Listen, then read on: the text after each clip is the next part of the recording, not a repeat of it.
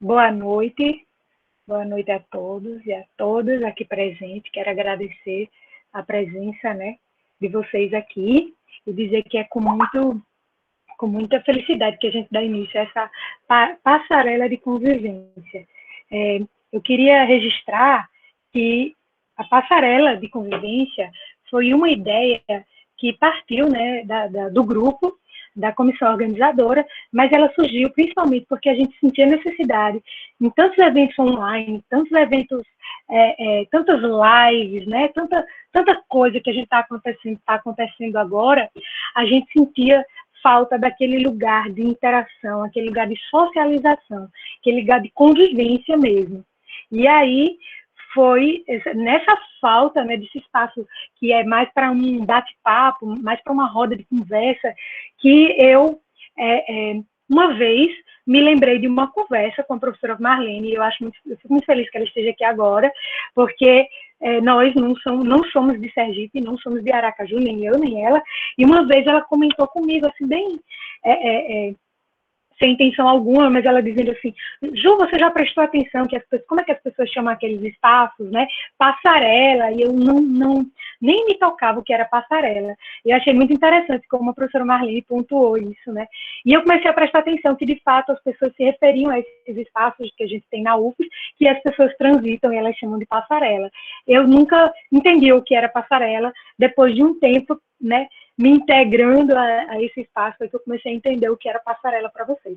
Então, a gente quis dar esse nome, porque eu acho que é na passarela, né, onde a gente passa ali na UF tantas vezes, né, que é onde a gente se integra, é onde a gente conversa, eu acho que é o espaço que a gente está sentindo mais falta agora, né, são esses espaços desse barulho, né, de conversar.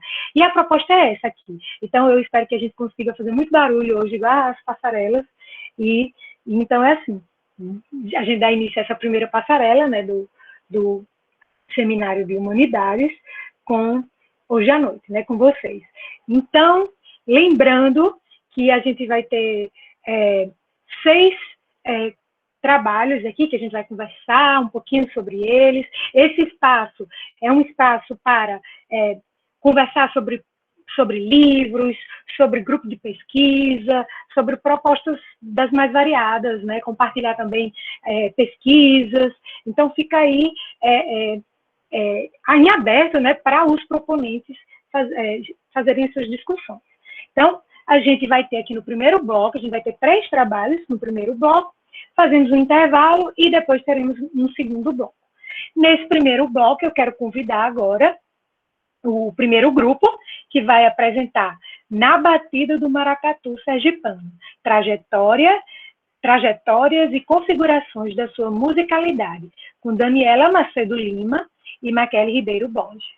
Vocês têm a fala agora e podemos começar. Boa apresentação. Boa noite a todos e a todas.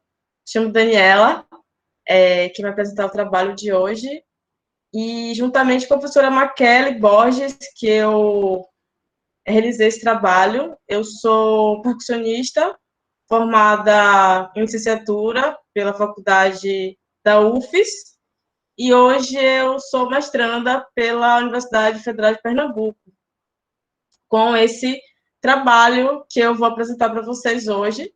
Eu estou, na verdade, é um começo desse trabalho, né? Só um pouquinho. Eu venho estudando o maracatu há um tempo, e aí o maracatu dentro do Nordeste, né? Todas Fortaleza, Rio Grande do Norte, em outros estados, além de Pernambuco. Realizei também um grupo de estudos esse ano, que estudamos sobre os maracatus nessas outras regiões, estudando a origem, aspectos musicais. E hoje eu vou falar um pouco sobre o aspecto em Sergipe mesmo, especificando o maracatu aqui com essa questão mais regional. Eu não sei se todos aqui podem também perguntar, né? Depois das suas perguntas, não é isso? Pronto. O maracatu, ele tem uma origem nessas festas dos Congos, né, dos reis do Congo, em África, e veio para o Brasil através dessa ideia, conjuntamente com os negros, foi gerando no Nordeste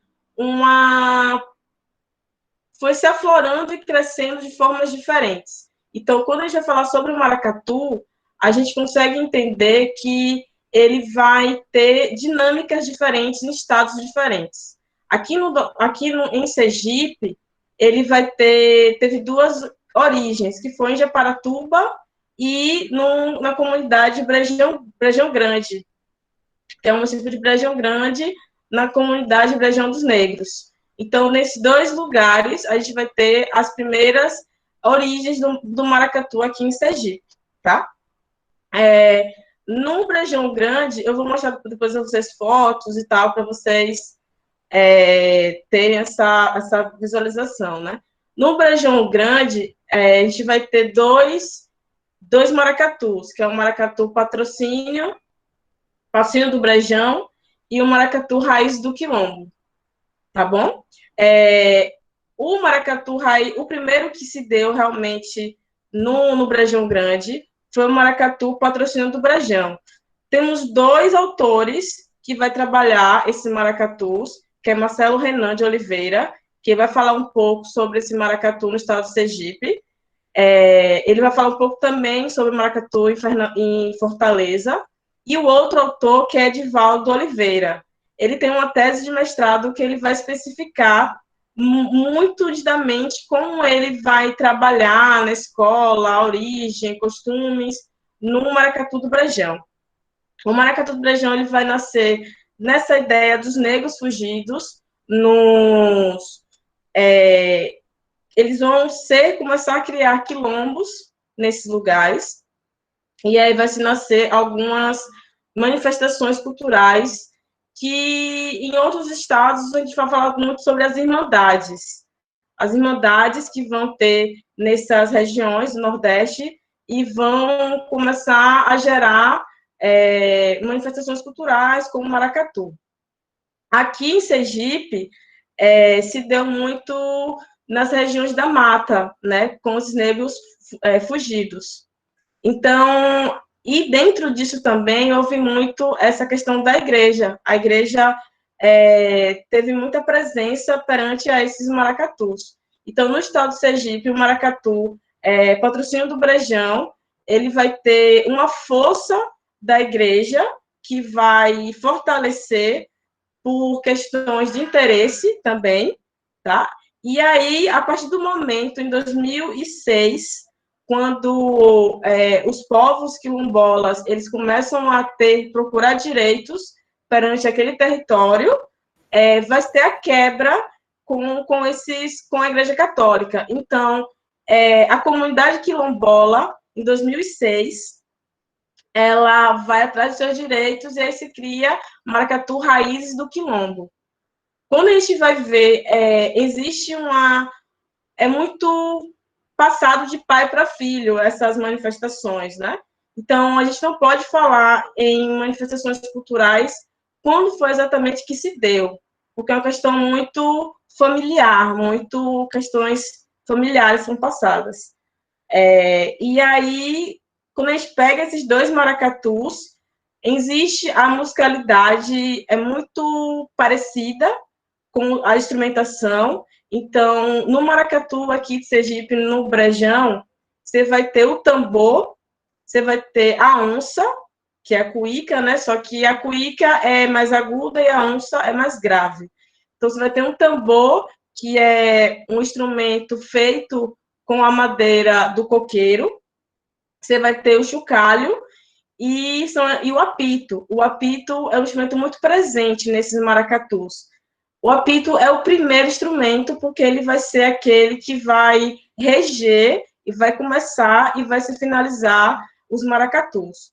Todos esses dois, no Brejão Grande, ele vai ter uma formação de acordo com a ideia de maracatu, que é uma corte real. Então, você vai ter o rei, você vai ter a rainha, e você vai ter também estruturas e elementos simbólicos de outras questões ligadas à nossa cultura, como caboclos, como escravos, né, como a cultura afro-brasileira, a religião afro-brasileira.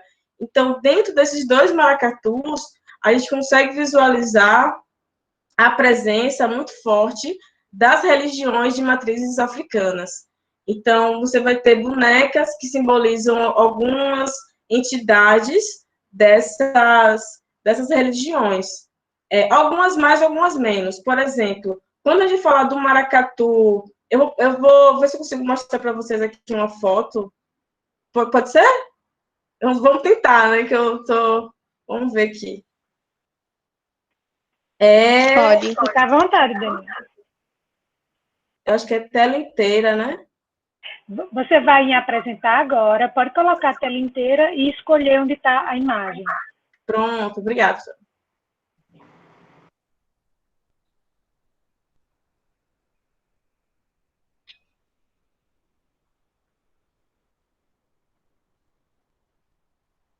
Vocês estão vendo ou não? Ah, tá, começou. Está começando a chegar a imagem. Pronto.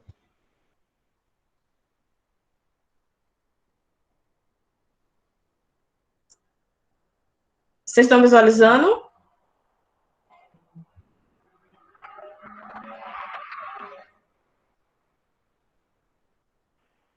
Desculpe, Daniela, a imagem apareceu e depois sumiu aqui para a gente. É um vídeo? Não, é uma foto. Ah, ela apareceu, sim, no início. E Vocês estão depois... visualizando agora agora? sim, estamos. Pronto. Esse aqui é o maracatu raízes do quilombo. Aí vocês vão visualizar da direita para a esquerda, você vai ter uma onça, o chocalho, o tambor e o outro chocalho, certo? Esse tambor, ele é feito com madeira de coqueiro. Esse senhor de vermelho, ele é o mestre, ele é o maestro, ele fica à frente do maracatu. Então, ele tem um apito que ele vai reger o maracatu. Essas vestimentas são típicas, são famosas chitas, né? E é diferente também a forma como eles vão se vestir. Então, o maracatu raiz do quilombo, eles vão ter essa origem mais ligada às raízes e aos movimentos negros. Eu vou ver se eu consigo passar. Pronto. Esse maracatu, estão visualizando? Estamos sim, Daniela. Pronto. Essa outra foto é do maracatu patrocínio do Brejão. Vocês visualizam que as roupas, elas são roupas mais coloridas e elas são também roupas mais trabalhadas. Elas usam tecidos brilhosos, elas gostam de ter mais, digamos, volume até, às vezes, umas vestimentas. Esse tambor, que esse moço está sentado, é o mesmo tambor, são os mesmos instrumentos, tocam da mesma forma, a única diferença que a gente vai visualizar vai ser mesmo na vestimenta deles. Aqui, tá vendo? Esse maracatu é o maracatu patrocínio do Brejão. Então, eles têm o costume de ir à frente do tambor. Quando se inicia a apresentação, eles vão saudar o tambor, eles dançam na frente do tambor, assim como a gente consegue visualizar isso no tambor de crioula também. Então, eles vão, saudam os tambores, cantam e começam a, em pares, dançar na frente da banda. Esses que são os instrumentos em separado para vocês, o tambor, a cuíca, ou onça, ou porca, e o chocalho, os tambores usados na manifestação. O tambor, então, mais uma vez.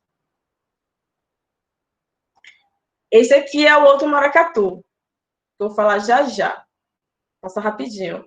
Acho que é isso. O segundo maracatu, esse maracatu do povoado do Brejão Grande, né? Que eu falei agora, ele vai começar mais ou menos final do século XIX, início do século XX. É mais ou menos o que tem registro sobre esse maracatu. Outra diferença entre esses dois maracatus são as músicas, as letras. Esse maracatu, Raízes do Quilombo, eles vão ter músicas mais direcionadas a lutas e com resistências negras, com lutas e forças negras, cultuando até, em alguns momentos, as religiões de matrizes africanas. O outro maracatu, patrocínio do Brejão, eles não têm muita ligação com a religião de matrizes africanas. O próximo maracatu, que eu gostaria de apresentar para vocês, que é o maracatu em Japaratuba, que é esse maracatu. O maracatu em Japaratuba, ele vai começar mais ou menos início do século XX, com o mestre cural, que é o professor Vieira. O professor Vieira ele vai começar com a ideia mesmo de uma ideia carnavalesca perante ao maracatu. Então, ele vai começar com a ideia só de carnaval, também já vai visualizar a corte real, a mesma ideia, a gente vai visualizar os maracatus, que é rei e rainha. Ai, deu travado aqui. Pronto, aqui a gente vai conseguir visualizar os reis, a rainha da corte. Então, a mesma ideia de uma corte vai se existir em qualquer maracatu nos estados do Nordeste do Brasil. Então, você vai ver a dinâmica de instrumentos é diferente. Você já consegue ver atabaque, pandeiro também, a gente consegue ver pandeiro no maracatu de Aparatuba, o ganzá e o apito. Então, a gente vai ter aqui a moça que leva o estandarte. Então, você vai ter pessoas que vão configurar elementos da nossa cultura afro-brasileira, afro-indígena. Então, caboclos, como se fossem indígenas, aqui com arcos.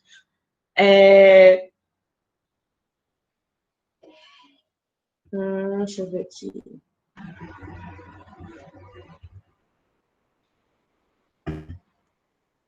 Pronto, acho que eu acabei aqui.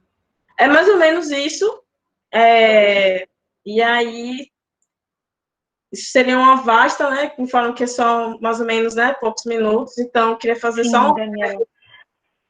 Então, mais ou menos, isso que eu queria mostrar para vocês. Ótimo, Obrigada. muito obrigada.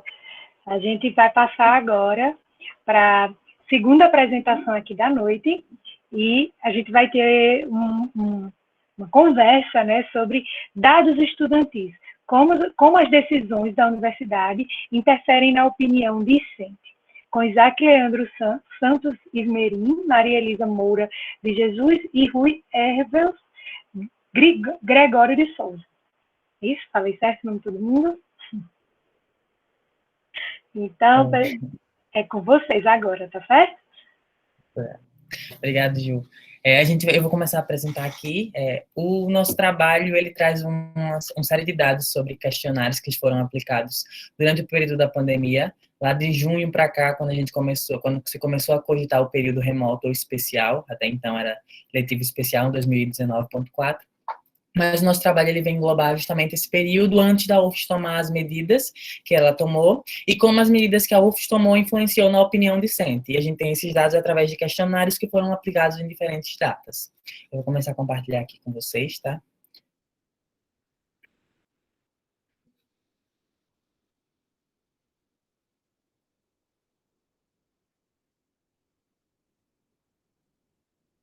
Ai, meu Deus. Calma. Gente, calma aí, viu? Já está indo. Vocês estão conseguindo ver aí? Está começando a chegar aqui a imagem. Vamos lá. Tá. Então, né, quem somos nós? O título da nossa apresentação é dados... Só um minutinho, Isaac. Está aparecendo só a sua foto agora. Não, acho que não carregou, não. Para mim, né? Não sei se para os demais. Aqui também só está aparecendo a apresentação e o nome de Isaac. Não chegou ainda, não. Não apareceu? Às vezes é na hora da gente escolher a tela que a gente vai compartilhar. Aí, Vou voltar aqui para interromper. a gente escolhe uma e está na outra. Às vezes acontece isso.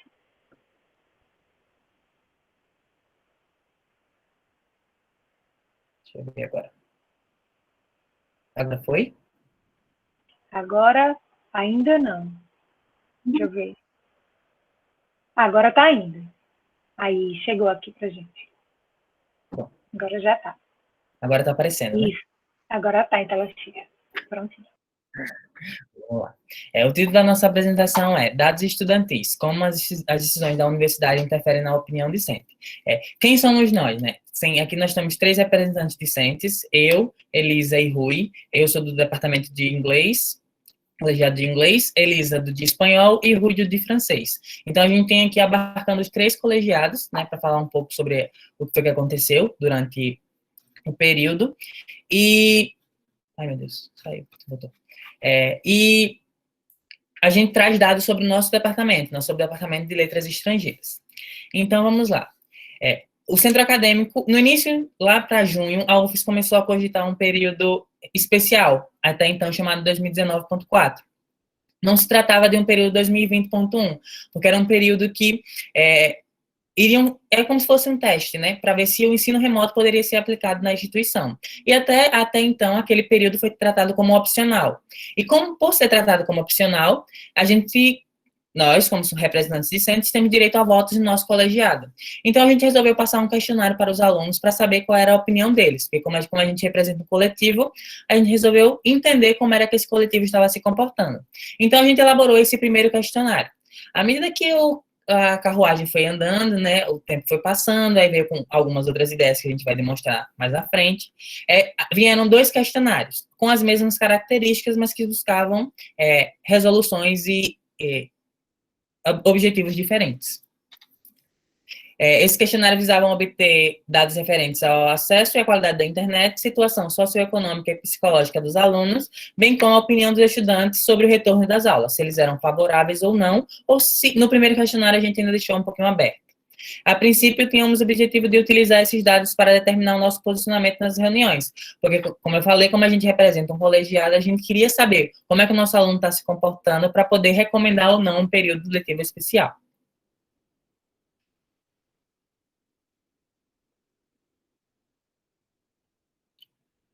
Rui? Rui tá por aí? Tá, eu já vi ele. Tá. Eu esqueci de ligar o microfone. Ah, tá. Com relação ao objetivo do nosso trabalho, era apresentar informações referentes à mudança de opinião desses alunos com relação ao retorno das atividades acadêmicas na graduação de forma remota, por meio de dados relativos ao acesso à internet, além de exemplificar como ocorreu a mudança no pensamento desses discentes.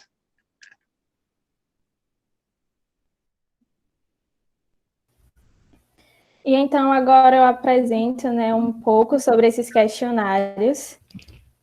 Bem, o primeiro questionário ele foi lançado no dia 9/7, né, e ficou disponível até o dia 18/7 também. Nesse primeiro questionário, nós obtivemos 409 respostas. No segundo questionário, ele foi lançado no dia 3 de agosto e ficou até o dia 9 desse mesmo mês, e obteve 381 respostas. No nosso terceiro e último questionário, que foi elaborado juntamente com a Comissão do Ensino Remoto do DELES, ele foi lançado no dia 31 de agosto e ficou disponível para os discentes até o dia 11/9. Ele obteve 409 respostas. Aqui agora eu trago um detalhamento sobre o primeiro questionário. Nesse primeiro questionário, haviam perguntas como os meninos já falaram, né, sobre qualidade da internet, acesso à internet, acesso a equipamentos, qualidade de equipamentos, assim como questões relacionadas ao lugar de estudo e questões psicológicas desses discentes. Trago aqui, né, o gráfico da pergunta que para nós é a mais importante nesse momento, que se refere a: você apoia o ensino remoto EAD na UFES? Como o Isaac já falou, nesse primeiro momento nós deixamos essa pergunta um pouco aberta e acrescentamos esse talvez, que foi a parte mais votada por esses alunos, né?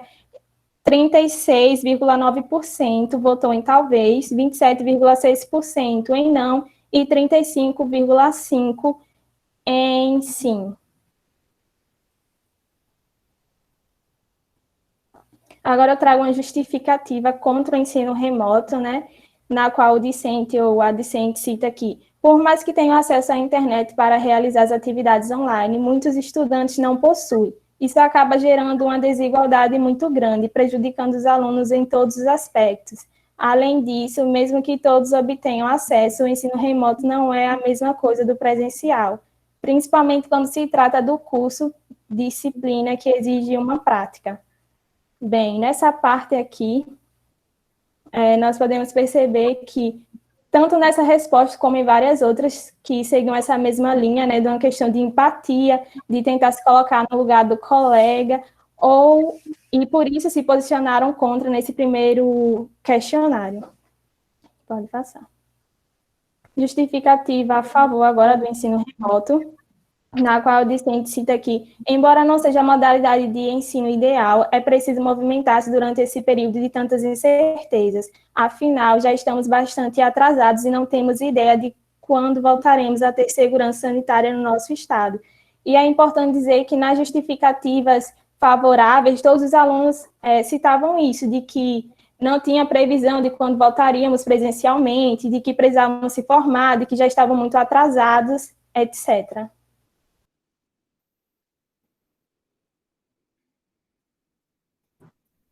Já com relação ao segundo questionário, tivemos um total de 28 respondentes a menos em comparação ao primeiro, e esse questionário ficou disponível entre os dias 3 e 9 de agosto, e podemos perceber que a maioria respondeu que não era favorável que a UFES adotasse o ensino remoto.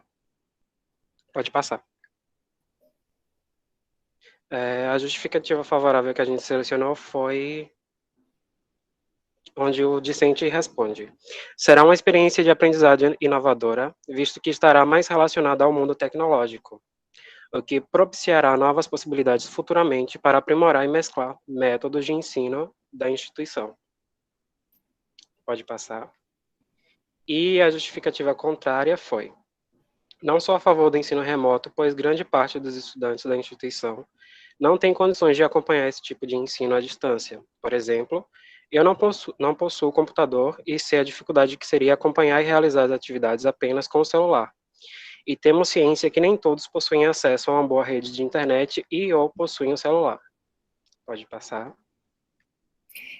E aí a gente vem com os dois questionários primeiros, né? A de Elisa foi lá ainda em julho, depois a gente veio com o Rui em meados de agosto ali, e daí a UFES começa a se manifestar, a UFES começa a, digamos assim, arquitetar algumas medidas.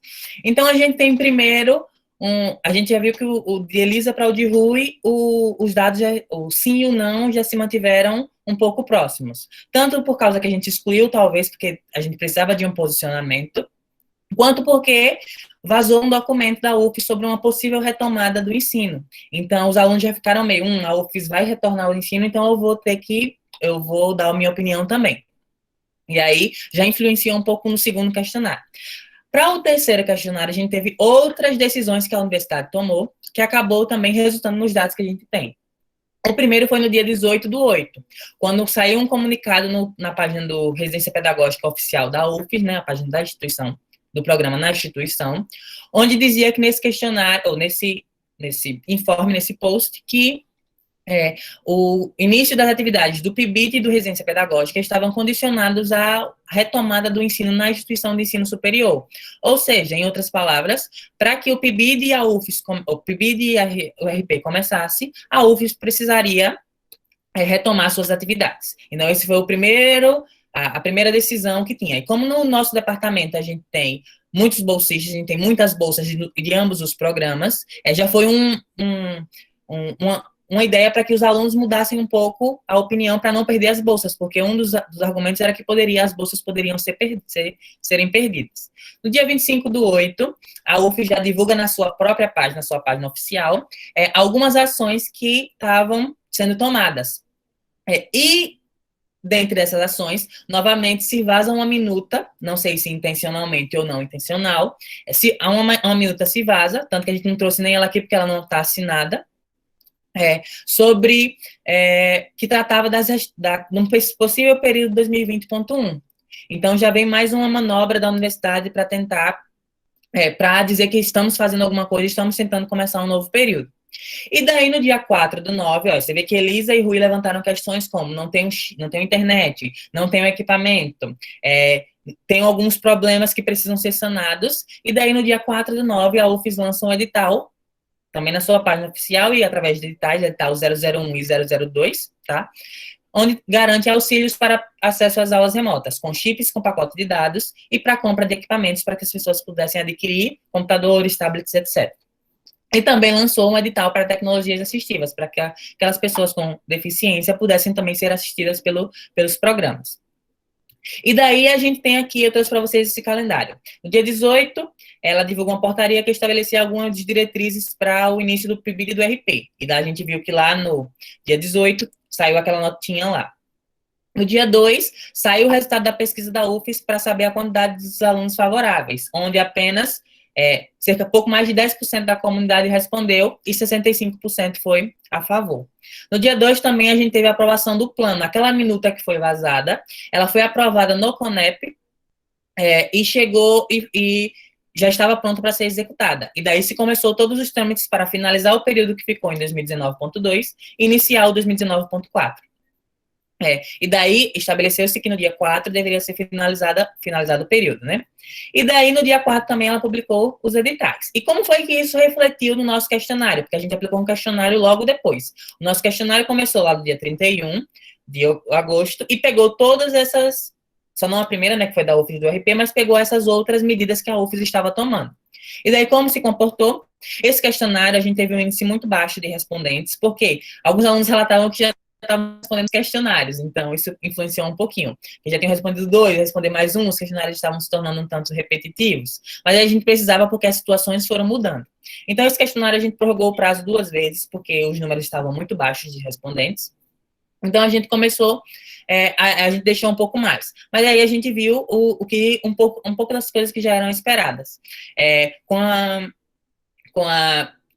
Com as decisões que a universidade tomou, o panorama foi se invertendo. Então, hoje a gente já tem agora 36% dos alunos, aproximadamente, que não apoiam o ensino remoto, e 60% daqueles que já agora sou a favor do ensino remoto, e alguns deles até dão uma justificativa, a gente vai trazer para vocês aqui. Os que são contra dizem, moram no interior, não tem um ambiente ideal para assistir às aulas, nem internet de boa qualidade, além de vários outros fatores causados pela pandemia, como o aumento das crises de ansiedade. E a gente já tratou em uma outra comunicação da questão do psicológico, que não foi tratado até o momento, até hoje, pela universidade como um edital ou alguma forma de garantir apoio psicológico. E uma universidade federal tem que ser acessível e não excludente, o princípio da Universidade Federal. Devemos pensar de forma coletiva. A aula remota vai prejudicar muitos alunos. E eu trago aqui um que chama muita atenção para o favorável, porque vai repercutir justamente a decisão que a UFES tomou a decisão que foi tomada pelo MEC de vincular o início do RP e do PIBID ao ensino remoto ou qualquer tipo de ensino que a instituição fosse promover, excluindo as extensões. Na verdade, sou contra, porém existe uma portaria da CAPES onde o PIBID e o RP só poderão ser realizados em universidades que estejam em atividades acadêmicas. Então, estou sendo obrigada a ser favorável com o ensino remoto, pois preciso da bolsa. É aquela coisa de que, se eu preciso, então eu vou acabar fazendo coisas que vou precisar votar em uma coisa que eu não concordo, mas eu preciso porque eu dependo daquilo, né?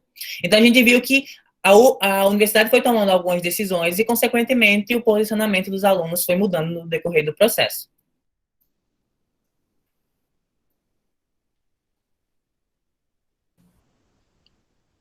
Agora as nossas considerações finais. Então, né, Por todos esses aspectos que foram apresentados agora nessa comunicação, podemos inferir que os resultados apresentados com base nas respostas mais aderidas pelos discentes, né, no que se refere ao nível de aceitação em relação à retomada das aulas de modo remoto, podemos dizer que sim, que as respostas desses alunos sofreram influência de todos os debates que estavam sendo levantados ao longo do processo, né, de retomada das aulas na graduação da UFES, e, por isso, enfatizamos que os principais motivos ou justificativas, como já foram bem enfatizados aqui, né, referem-se nos 2 primeiros questionários a falta de equipamentos adequados, precariedade do acesso à internet ou simplesmente motivos de empatia, né?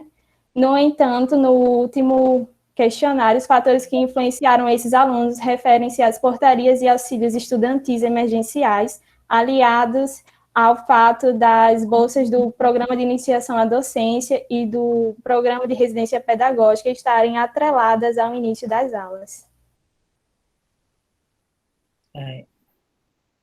Essas são as nossas referências, pessoal. Então, muito obrigada. É isso. Parabéns. Eu vou agora a gente passar para a nossa terceira rodada de conversas da noite, do primeiro bloco. E aí eu vou chamar a Marlene e a professora Marlene e a professora Roana para falar um pouquinho com a gente sobre os relatos de experiência. A Comissão de Ensino Remoto do DELES. Boa noite. Obrigada, Juliana. Antes de mais nada, quero parabenizar você e toda a comissão. O evento está lindo, viu? Estou assim encantada. Eu sei que o trabalho foi grande, mas está valendo a pena. Está lindo, viu? Eu vou... eu e Roana, né, somos do DELES, e nós vamos contar um pouquinho o que significa a comissão, né, de ensino remoto. Então, eu vou colocar aqui pelo menos os integrantes, né, da comissão para que vocês conheçam. Então, essa comissão foi instituída pelo Departamento de Letras Estrangeiras em agosto de 2020. Temos Elisa, né, que acabou de falar, com as professoras Raquel e Roana do espanhol, Isaac, que também acabou de falar, e eu, que somos de inglês, e o Rui com o professor Renilson do francês. Nós organizamos essa comissão para tratar das questões da suspensão das aulas presenciais por causa da pandemia. Então, há uma sobrecarga dos professores diante de uma demanda muito grande, sempre muito urgente, né? E apesar de entendermos, né, a urgência de algumas decisões, né, terem que ser tomadas com uma certa urgência, a gente não poderia desconsiderar o que 3 autores falam, né? Então, o Freire fala sobre uma educação que nunca é neutra, ela é sempre uma educação política, né? Então, mesmo os professores que se dizem neutros, eles têm, sim, né, uma linha política. O Sousa Santos, no texto dele deste ano sobre a cruel pedagogia do vírus, ele vai trazer 2 conceitos, um deles é a sociologia das ausências, que ele diz que antes mesmo da pandemia já havia uma minoria que já estava excluída, né, que já não tinha nenhuma estrutura, nenhum apoio, e que a pandemia, né, que é o outro termo que ele usa, há uma claridade pandêmica, ou seja, a pandemia lança mais luz sobre essas minorias, né? E aí o que ele diz, que é importante a gente considerar, que o que estamos vendo, né, durante essa pandemia, como estamos interpretando, avaliando, encaminhando as soluções, vão determinar o nosso futuro. Então, a gente precisa se perguntar se as nossas escolhas em relação ao ensino remoto, por exemplo, não estão reforçando e ampliando as exclusões, os silenciamentos, as mortes das minorias, como Elisa, Isaac e Rui mostraram pelas respostas nos questionários dos alunos. Além disso, eu trouxe os dois conceitos, né, do Stanley sobre a educação fascista e a educação democrática. Então, a educação fascista é para quem? Ela é para o grupo dominante, para glorificar a tradição, glorificar o passado, e não prepara os alunos para serem críticos. O foco é nas habilidades para preparar os trabalhadores. Então, eles preparam trabalhadores para servir a economia, e não para serem cidadãos com direito à participação política. Já a educação democrática, ela é para todos, sem excluir nenhum grupo, e prepara para entender o passado e superar essas divisões e essas exclusões. E vai preparar os cidadãos e não trabalhadores, e todos vão ter voz. Ou seja, a comissão se tornou necessária para que houvesse essas discussões mais aprofundadas, mais cuidadosas, com o intuito de buscar estratégias que minimizassem essa desigualdade, essa exclusão, essa evasão, que aumentariam a depender do caminho que escolhêssemos para as aulas remotas, né? E é importante a gente lembrar também que estamos sempre implicados nas escolhas que fazemos. Ou seja, nós somos responsáveis pelas consequências de nossas escolhas, que vão gerar mais ou menos desigualdade, mais ou menos evasão e mais ou menos exclusão. Bom, o objetivo da comissão, então, era discutir dois aspectos principalmente: as questões políticas, que são os pareceres, portarias, resoluções do MEC e do CNE, e os documentos da UFES, lançados pelo CONEP e pelo CONSO. E também para discutirmos as questões pedagógicas, né, tanto durante o período emergencial, remoto, quanto a futura retomada, seja no ensino híbrido, já com as aulas presenciais. A primeira ação uma das ações, né, da comissão foi discutir a minuta da retomada das aulas remotas, né?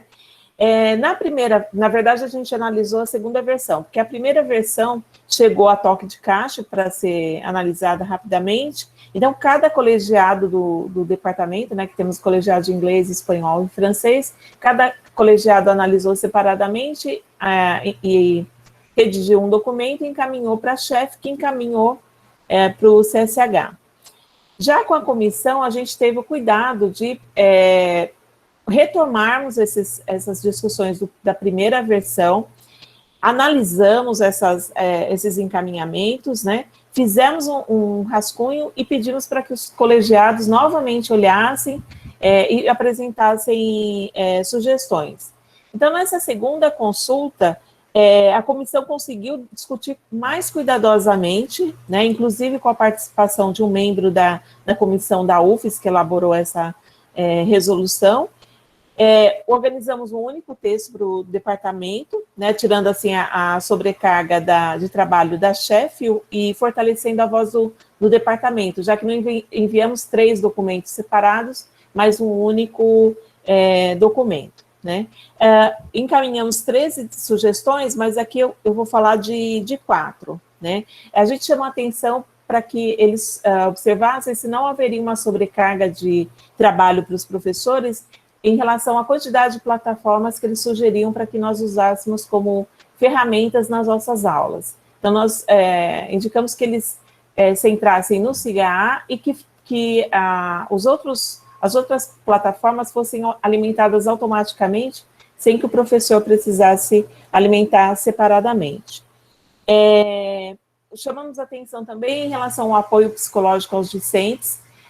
Apesar da universidade oferecer esse apoio desde o início do isolamento, os alunos que eram vulneráveis socioeconomicamente, eles não tinham os equipamentos, então eles passaram o isolamento todo sem nenhum apoio psicológico. Então, com essa verba, né, que chegou para atender os alunos, né, que não tinham os equipamentos, a gente chamou atenção para que nesse momento eles abrissem novamente esse apoio psicológico para atender esses alunos. Além disso, a gente chamou a atenção para a questão do trancamento das disciplinas, que normalmente tem um período, né, para trancar, mas a gente entendeu que nesse período atípico, né, algum aluno poderia, ao longo do semestre, ter algum problema e querer desistir, então a gente achava que era interessante, né, que houvesse maior flexibilidade quanto ao trancamento.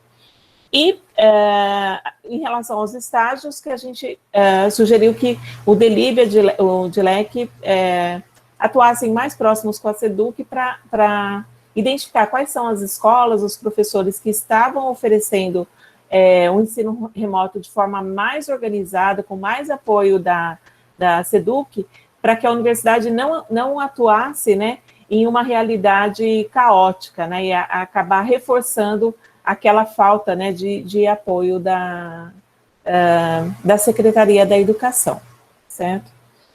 Agora eu passo a palavra à professora Roana. Eu não sei se ela quer que eu passe, porque como tem alguns dados que precisa mostrar, não sei se você quer que mostre algum slide. Eu acho que não precisa não, Marlene, obrigada. Não? Tá certo. Eu acho que não. Vou dar continuidade, então, à sua fala, obrigada. As outras ações, então, né, que nós realizamos enquanto comissão, eu vou falar alguns detalhes, algumas informações sobre elas, né, até para a gente não se estender muito. Assim como o grupo anterior, né, apresentou aí os questionários que eles fizeram, né, para os discentes, que ao todo foram 3 questionários, a gente colaborou aí com a elaboração do 3º questionário, né, porque os outros 2 primeiros questionários eles fizeram já somente mesmo no interior do CALES, que é o centro acadêmico do nosso departamento, e juntamente com esse questionário discente, a gente também elaborou um questionário docente, inclusive usamos aí muitas das perguntas que eles tinham elaborado para os discentes, porque a gente queria entender um pouco melhor, um pouco mais quais eram as particularidades do nosso departamento. A gente sabe que a UFES tinha mandado também para que a gente respondesse alguns questionários, tanto os docentes quanto os discentes, mas a gente não teve acesso às respostas, e muito menos às respostas específicas do nosso departamento. Então, a ideia desses questionários foi justamente a de a gente ter acesso, né, ter informação aí de como se posicionavam tanto os docentes quanto os discentes do nosso departamento em relação ao retorno das aulas de maneira remota. Então, alguns dados foram interessantes nesses questionários, né, no caso dos questionários docentes, a gente percebeu aí que poucos docentes responderam, né, esse questionário, e a gente faz a nossa meia-culpa de que houve pouco tempo para que respondessem, né, o questionário, mas ainda assim, dos poucos docentes que responderam, algumas questões aí ficaram mais destacadas e acabaram também norteando as atividades que a gente acabou organizando em seguida. Então, a maioria dos docentes que responderam, né, 14 docentes responderam, desse número, 13 era favorável ao retorno das aulas, mas aí todos destacaram como aspectos negativos, por exemplo, a exclusão dos alunos, a falta de interação mais humanizada, né, que a gente já tem no ensino presencial, como faria isso no ensino remoto.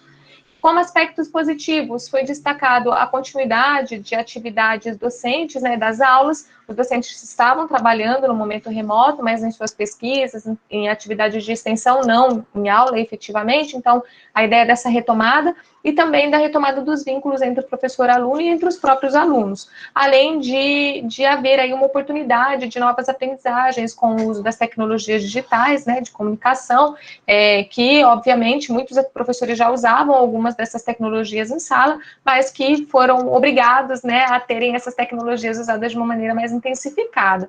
Eu lembro que assim que começou a pandemia, eu não sabia o que era um Google Meet, né, e agora a gente está aqui super acostumado com esse ambiente. Para bem ou para mal, acostumados, estando felizes ou não, a gente está já bem familiarizado com isso.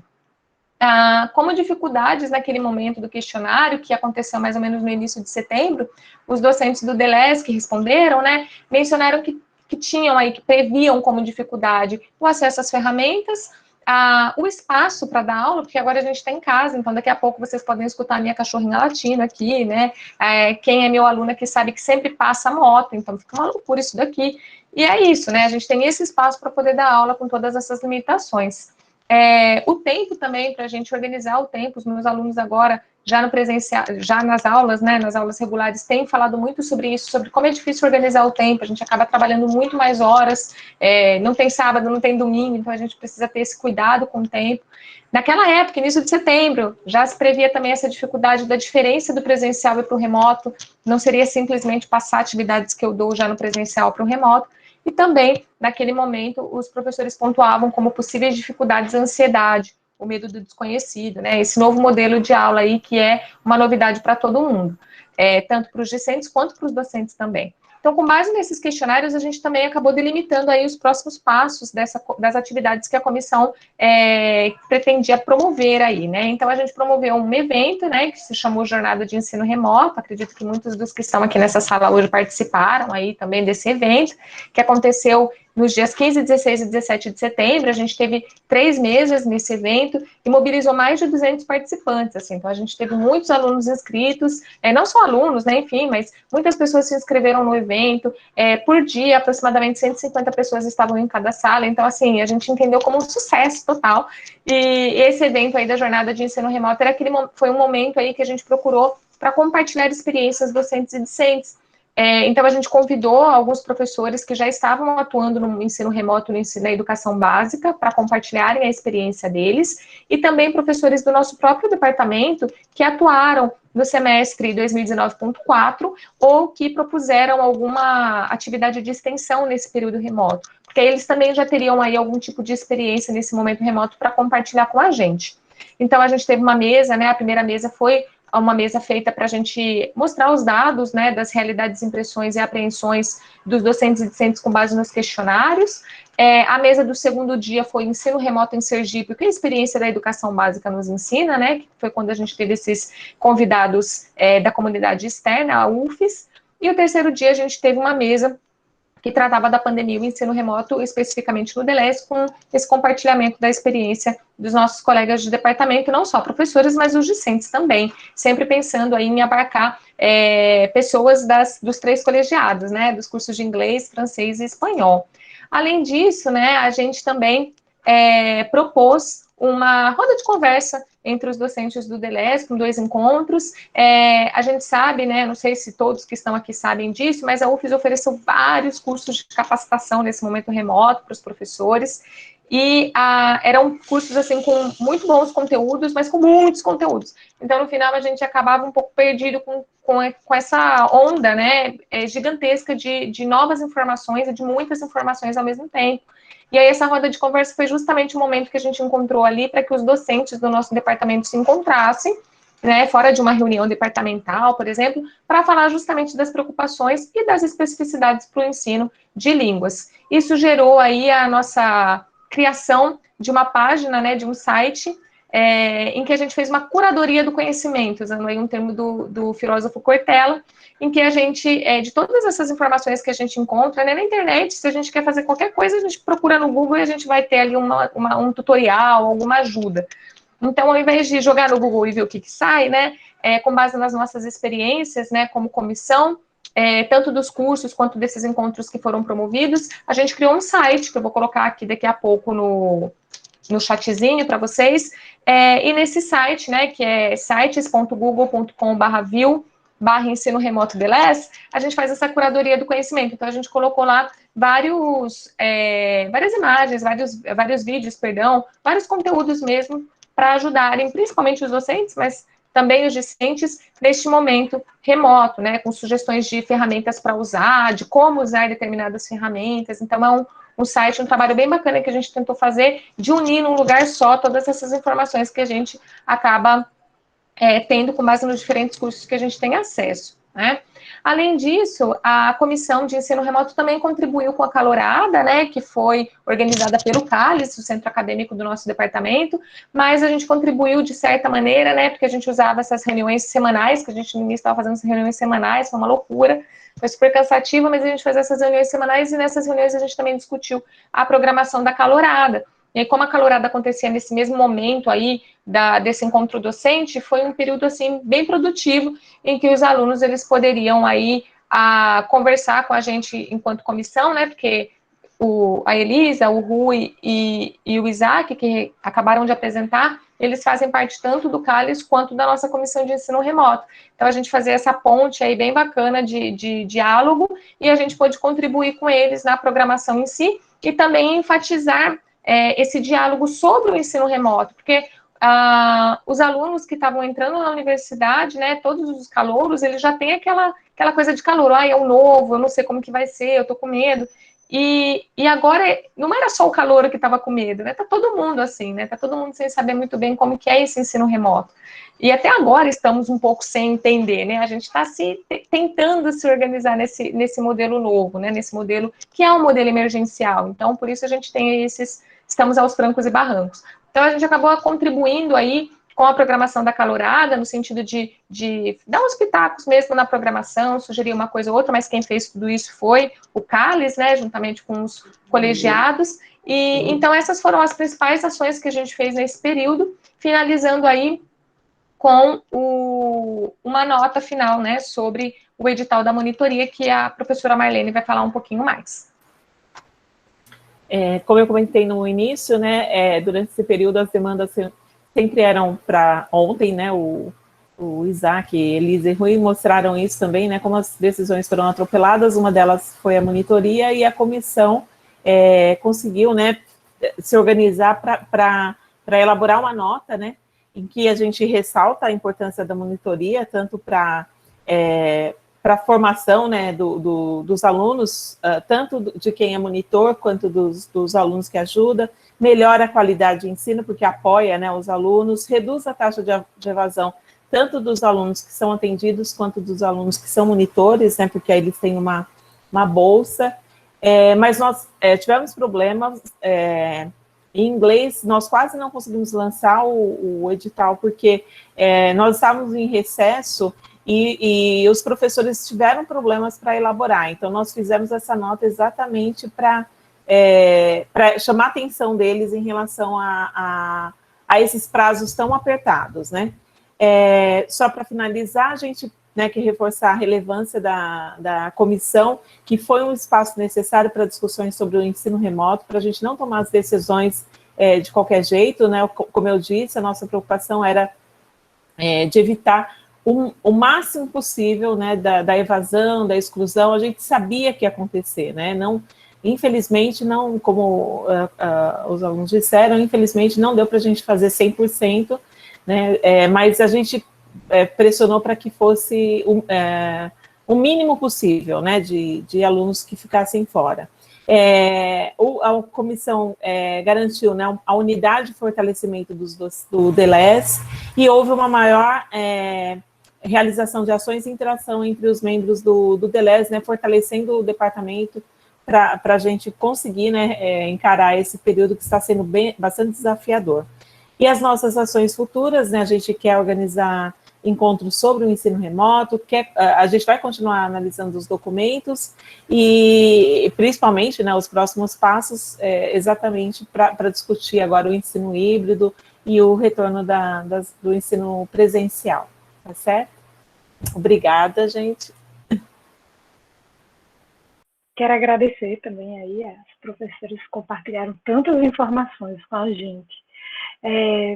Então, a gente abre agora um espaço para conversa, a gente pode, quem quiser abrir as câmeras, levantar a mãozinha, quem quiser fazer algum comentário, diretamente pode abrir o microfone, é um espaço aberto agora, tá?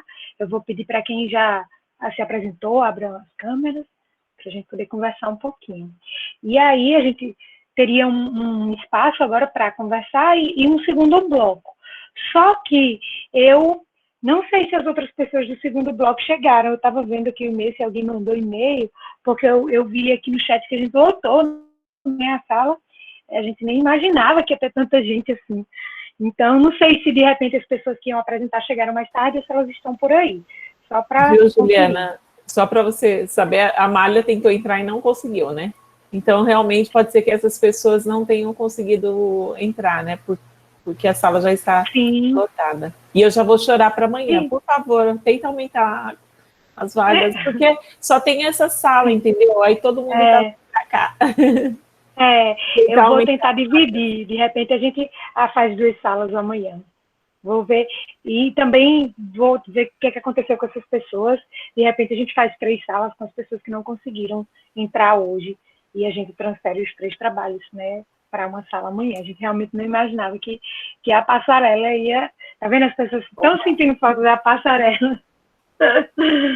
É que o pessoal da noite é o único horário que tem para assistir, né? E a gente incentivou muito os alunos da noite, né?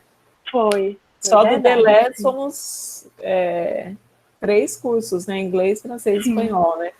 Dá quase 150 alunos. É isso mesmo. Então, eu queria começar fazendo uma pergunta. Aliás, temos perguntas aí? Thalia, Rayane, comentários? Então, no chat não tem nenhuma pergunta, só tá mesmo todo mundo parabenizando os trabalhos, falando que gostou muito e essas coisas. Tá bom, Thalia, muito obrigada. Eu queria iniciar uma pergunta, eu queria fazer uma pergunta para Isaac, Maria Elisa e Rui, né? É isso, Rui? Não é isso? Eu nem me atrevo a dizer o segundo nome dele, que eu não sei se eu acerto. Bom, então vocês fizeram um relato, né, desses questionários que vocês passaram, e eu queria saber se vocês já têm algum movimento em relação a esse momento de agora, como é que as pessoas estão se sentindo agora, após iniciadas as aulas remotas, porque vocês fizeram essa investigação, né, naquele quarto semestre, como é que as pessoas estavam, e foram se reajustando, né, se replanejando ali a partir do que vocês iam percebendo, e eu queria saber se vocês já têm alguma coisa para agora, se vocês já fizeram algum tipo de investigação no momento agora, se as pessoas estão muito cansadas, como é que está, né, depois que começou. Isso serve também para Roana e Marlene também, se vocês já têm algum posicionamento de agora. Vocês começam, tanto faz. Pra gente, o que a gente tem até o momento são investigações informais, a gente não tem nenhum dado quantitativo, né?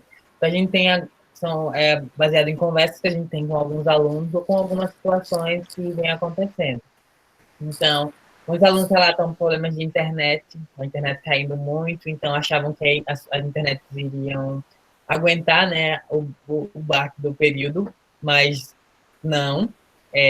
Geralmente, eu sou um exemplo desse daí da internet, que às vezes eu estou na aula e a internet cai. Mas o que tem muito, o que os alunos têm trazido muito é a questão do cansaço. Porque quando se falou um pouco sobre o período remoto, se falou seria um período que a expectativa era que fosse mais fácil.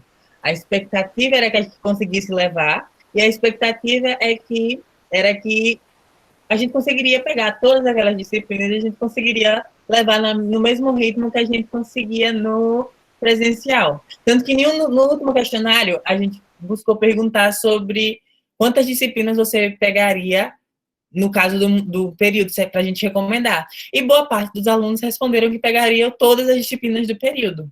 Então, hoje a gente já viu que, acho que se a gente já fizesse essa pergunta, muitos alunos já diriam, acho que eu pegaria uma a menos, acho que eu pegaria 2 a menos, ou não pegaria todas as disciplinas, porque como muda a modalidade, se trata de um novo jeito de se ensinar, né, uma nova maneira, um novo tanto de ensinar como de aprender.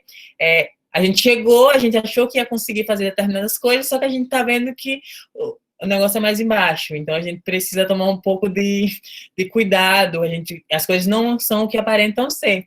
Então, o cansaço tem tomado conta, porque a rotina é exaustiva, ter disciplina também é algo, uma coisa que está pegando um pouco também nos alunos, né?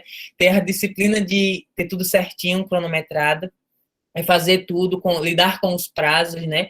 Com o excesso não, né? Com a carga de disciplinas que são muitas e acabam sobrecarregando e que vão levando pelo cansaço. Também o ambiente em casa tem influenciado um pouquinho, porque a questão do ter um espaço adequado para estudos, às vezes os alunos estão em casa, às vezes os alunos, aí chega alguém e vai atender, ou toca a campainha, ou sai, e isso acaba gerando a concentração, né? Acaba falhando um pouco na concentração dos alunos. Então, aspectos psicológicos têm influenciado muito. Então, a gente está esperando um pouquinho para fazer mais um questionário, a gente vai se reunir com a comissão também para ver como é que vai ficar essa questão no final do período para avaliar como que os alunos se comportaram no período. E dessa vez agora a gente vai aprender um pouquinho a mexer nos filtros dos questionários, então a gente já vai saber... Sim, dos formulários. Isso, se a opinião dos alunos foi mudando, se os alunos que votaram no primeiro momento, agora eles votaram mudou a sua opinião, né? Então agora a gente já consegue fazer um pouco isso. Sim. E de repente fazer uma relação do que a gente viu antes com o que a gente vê agora, né? Sofia Helena. Sofia, você quer comentar? Quer que eu leia seu comentário? Ela disse assim, acredito que essa noção de que ensino remoto seria mais fácil, vem muito do estigma de que EAD é inferior ao ensino presencial. Percebemos na prática, mesmo que não seja a mesma coisa, que o ensino remoto não é nada fácil, mas sim bem cansativo. Alguém quer comentar? Eu quero falar um pouquinho também disso, agora a visão do professor também, que assim, estamos muito exaustos, né, assim, são muitas horas na frente do computador, é uma nova dinâmica, eu dou aula aqui para algumas pessoas que estão aqui na sala, né, eu sempre falo no início da aula, a gente liga a câmera, deixa eu ver vocês, porque a gente não sabe se o aluno está escutando, se está entendendo, se está vendo, o que está acontecendo ali, né, porque na aula presencial a gente tem esse feedback só de olhar, e aqui a gente não sabe muito bem o que está acontecendo, e eu entendo também que para a gente, né, para os professores que têm aí os dias e os horários de aulas, né, para os alunos a carga deve ser mais pesada no sentido de ser mais horas ainda em frente ao computador, dependendo do dia da semana, dependendo como o professor está fazendo as aulas síncronas e assíncronas, né. Então, realmente eu acho que esse momento aí de... A Jasmine falando, eu quase choro para os alunos abrirem a câmera. Esse momento que a gente tem aqui, né, de interação é muito importante, né, esse momento síncrono de a gente ter esse encontro, mas apesar disso, né, de reconhecer isso, a gente sabe também que ficar muito tempo na frente da tela é muito cansativo. Então, eu acredito que isso é uma coisa que tem pegado bastante, assim, para mim, né, agora meu relato pessoal, nesse momento remoto. Mas como o Isaac também muito bem pontuou, eu acho que a comissão agora vai se reunir para a gente fazer um novo questionário, para a gente fazer o levantamento de novos dados, até pensando, né, de um 2020.2 remoto também, que é muito possível que aconteça, né, e a gente ter esses dados em mãos até para a gente ver como professores, como a gente vai lidar com isso, né, quais caminhos a gente pode ir traçando com base nas respostas nossas e com as respostas dos alunos, né, sobre como tem sido essa experiência. Porque a gente já tinha percebido que não seria a mesma coisa, né, o EAD não é a mesma coisa do presencial e que também já não é a mesma coisa do ensino remoto, né, no EAD tem a tutoria, a gente não tem tutoria no ensino remoto, então, assim, a gente já tem essas diferenças, né, do remoto, mas ainda assim, né, a gente precisa justamente ter esses diálogos, essas conversas para ver quais atividades talvez funcionem um pouquinho melhor, né, sabendo que nunca existe fórmula, né, uma fórmula milagrosa, mas quais são aí as particularidades que a gente pode ter, quais as estratégias a gente pode acabar utilizando, né, então... Eu acho que é isso. E sim, eu acho que esse momento remoto veio assim mostrar pra gente que o EAD não é mole não, né? Não é fichinha, não é, leva de qualquer jeito, não é. O aluno precisa ser muito mais autônomo, precisa ser muito mais organizado para poder dar conta de todas as atividades previstas aí nas disciplinas. Isso, Ana, é bem isso. A gente estava conversando também outro dia, eu acho que era com os meninos do RP, não sei. E eles estavam questionando, assim, que eles já estão trabalhando, né, com as escolas, nas escolas de ensino básico, e eles estavam questionando, a gente estava conversando, como é que a gente vai saber como é que está sendo o retorno, né, os alunos, e assim, realmente tem sido muito difícil pensar nisso. Eu mesmo sempre dizia na sala, quando a gente estava trabalhando, né, sobre ensino, formação de professor, eu dizia, olhem isso que você falou, né, agora, olhem para os olhos dos seus alunos, né, os olhos nos dizem muito, e a gente sabe se a gente está falando muito rápido, se eles estão entendendo, se eles não estão entendendo, e agora a gente não tem mais esses olhos para nos guiar. Eu sinto muita falta disso também. Acho que a gente fica sem norte, assim, a gente como professor. Eu, pelo menos, fico.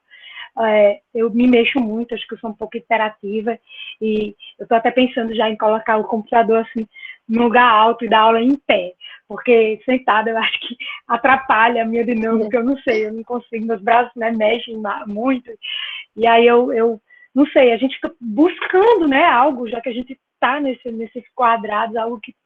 Então, acho que esse trabalho que vocês têm feito realmente é muito interessante, né, para ajudar mesmo, né, buscar alguma coisa que possa aliviar esse momento. Porque realmente eu acho que a gente estava muito... Eu acho que era a ansiedade de voltar para o presencial, e aí todo mundo achando, né, que as aulas iam... E realmente tem sido muito cansativo. Eu lembro que agora, deve ter alunos meus aqui, acho que foi na segunda ou terceira semana, eu perguntei, como é que vocês estão? E aí, todo mundo abriu. Eu estou muito cansada, e minha aula foi um momento assim de desabafo. A gente percebe isso mesmo que vocês estão comentando, o cansaço. Acho que é bem geral. Tânia levantou a mão. Eita, pode falar.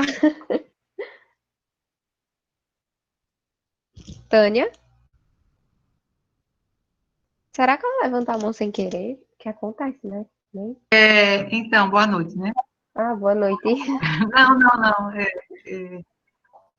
Então, assim, partindo do que foi explanado aqui, né, nesse encontro, aí eu penso que a gente vai realmente colher o fruto mesmo sabendo, né, que é um sistema totalmente diverso do presencial, é o sistema EAD, mesmo nessa fase emergencial, ele é diverso, e a gente só vai obter o fruto, assim, quando houver uma nova avaliação, assim, no momento da UFES, né, que recentemente teve uma avaliação positiva em cima, né, de um sistema presencial.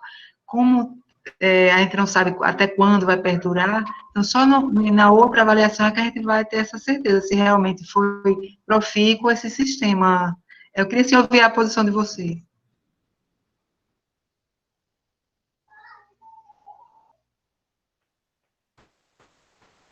Eu acho que o grande desafio da gente é parar de comparar. Quanto mais a gente compara, mais ansiedade dá, né? Já sabemos que é diferente, né? Então não adianta a gente ficar preso naquilo, buscando, né? Então, o que eu tenho tentado fazer, eu também sinto muita falta da linguagem não verbal, não só o olhar, mas o mexer na cadeira. Eu sei que o aluno, né, já cansou, né, ou ele quer até falar alguma coisa, e aqui eu não consigo, né, ter o turno, né, eu tenho me preocupado muito com a questão do turno. Como é difícil a gente definir o turno aqui. Então, acho que para a gente diminuir a ansiedade, a gente tem que chegar à conclusão assim, é diferente, ponto. Não tem, entendeu? Não dá para a gente ter nenhum ponto de referência. Então, é aprender com esse diferente, né?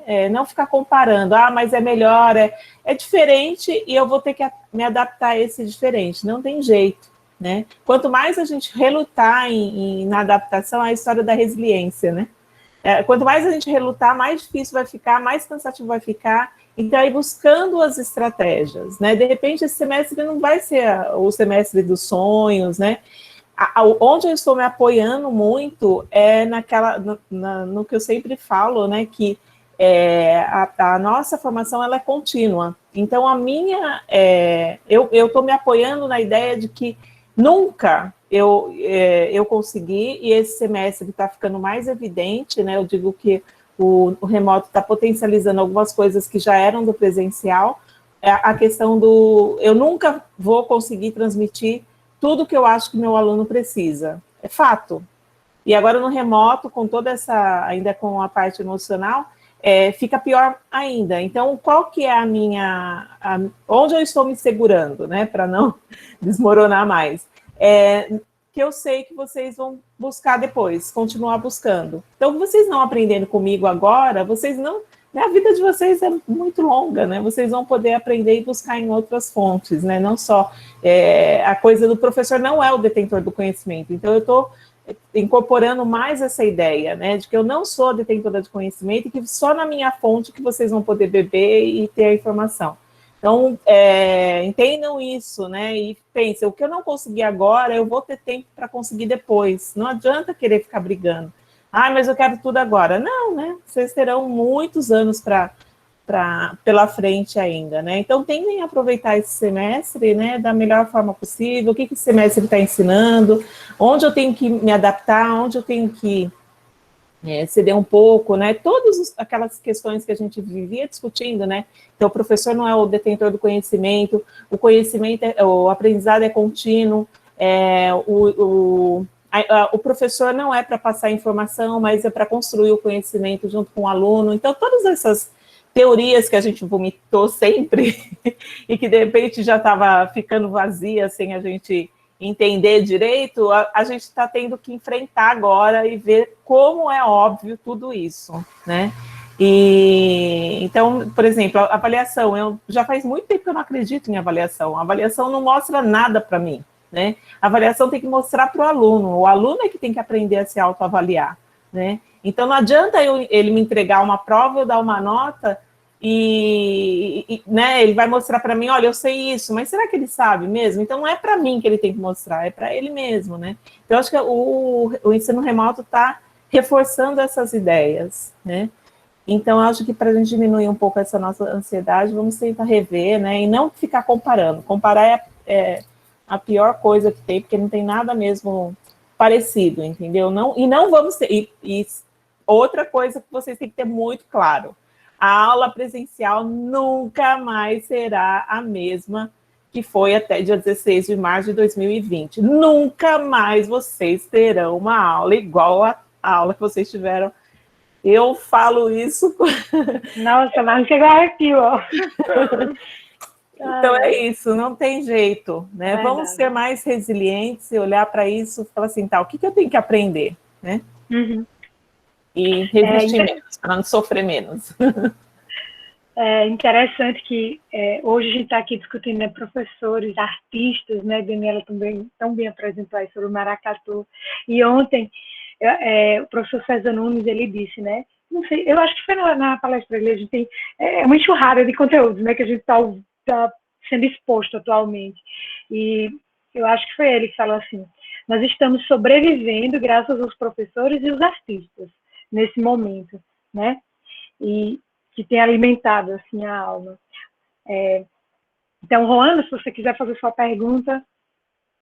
Professora, antes tem a de Tiago, ele colocou assim, o ensino remoto para mim, eu não sei se a senhora leu já essa, em cima, de Tiago, ele colocou bem assim, o ensino remoto para mim inicialmente estava sendo um desastre, mas agora estou pegando o jeito. O ensino online é bastante complicado, sinto falta da interatividade com pessoas, é extremamente chato aulas online. Acho que o cansaço, né, bem geral. Isso. E também teve Rafaela, que colocou que para ela está sendo cansativo, e ela achou que não seria assim, mas tá. E a compreensão também não é igual ao presencial, mesmo a professora permitindo responder as dúvidas, mas não é a mesma coisa, infelizmente. Aí agora, a de Roana. Eu coloquei aqui no chat, né, mas eu queria fazer essa ponte, né, da nossa conversa aí sobre o ensino remoto com a experiência da Daniela, né, como artista, como pesquisadora, como que está sendo para ela essa realidade nova, né, que eu acredito que os artistas sofrem muito também com isso, né, porque, né, essa coisa de precisar do público, de estar perto, de estar junto, de multidão, e aí, de repente, a gente não tem mais isso. Então, eu queria que a Daniela falasse um pouquinho sobre a experiência dela agora, nesse momento remoto também. Boa noite. Está sendo cansativo.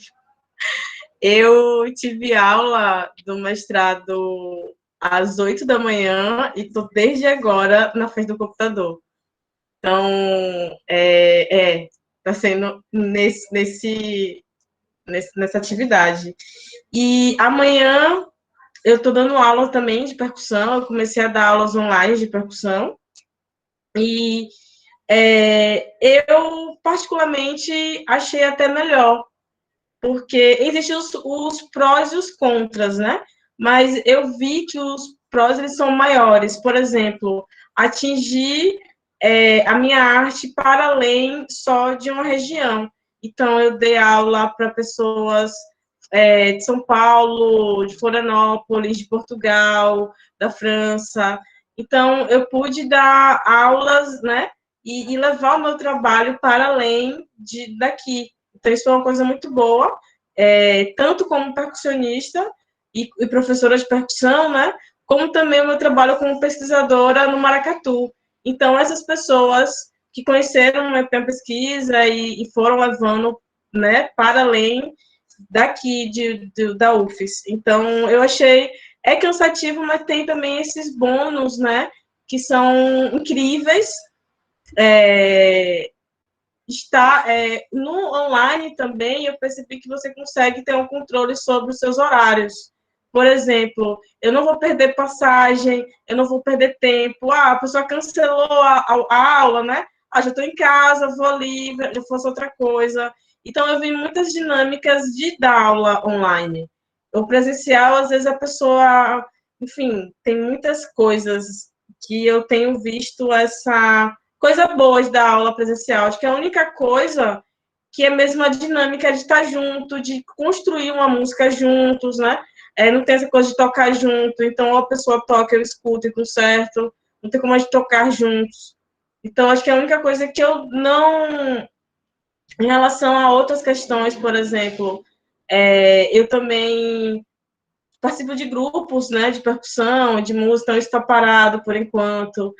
Mas eu estou sobrevivendo um pouco com essas aulas e com as pesquisas também que eu tenho realizado. Se é mais ou menos isso, assim. Obrigada pelo convite, professora. Obrigada.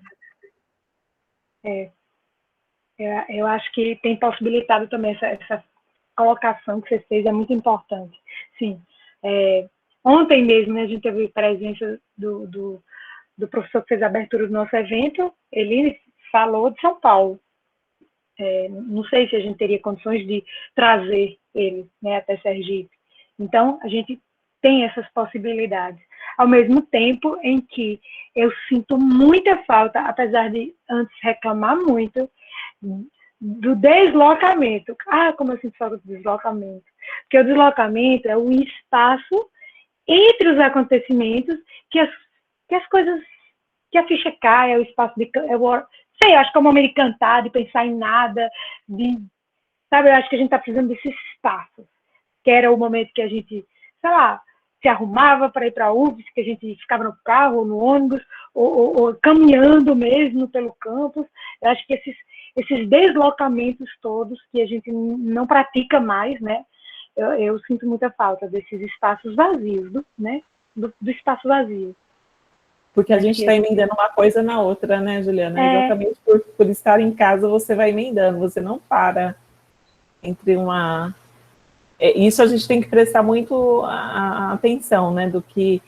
hoje de manhã a gente estava falando sobre ter as perguntas, né, para saber o que fazer. A gente já está fazendo, a questão é exatamente essa. Nós estamos fazendo. As perguntas têm que ser como eu estou fazendo, né? Por que eu estou fazendo desse jeito? Tem outro jeito de fazer? Então, essa questão de deixar esse espaço vazio, né, para você começar a se conectar, porque é o momento de você começar a se conectar com a nova situação, né? Eu acho que a gente precisa repensar isso, porque senão a gente vai criar mais demanda ainda, né? Mais necessidade do que a gente já tinha, né? Já que eu não gasto tempo no trânsito, eu aproveito esse tempo no trânsito para continuar na frente da tela do computador, né? Vai emendando tudo. Então, a gente precisa ficar muito atento, né? Porque estamos fazendo, né? De manhã eu ainda comentei, alguém colocou que a gente está trocando os pneus com o carro em movimento. Então, a gente está fazendo, fato. O problema é que a gente tem que parar para pensar como está sendo feito. E isso é muito importante a gente pensar.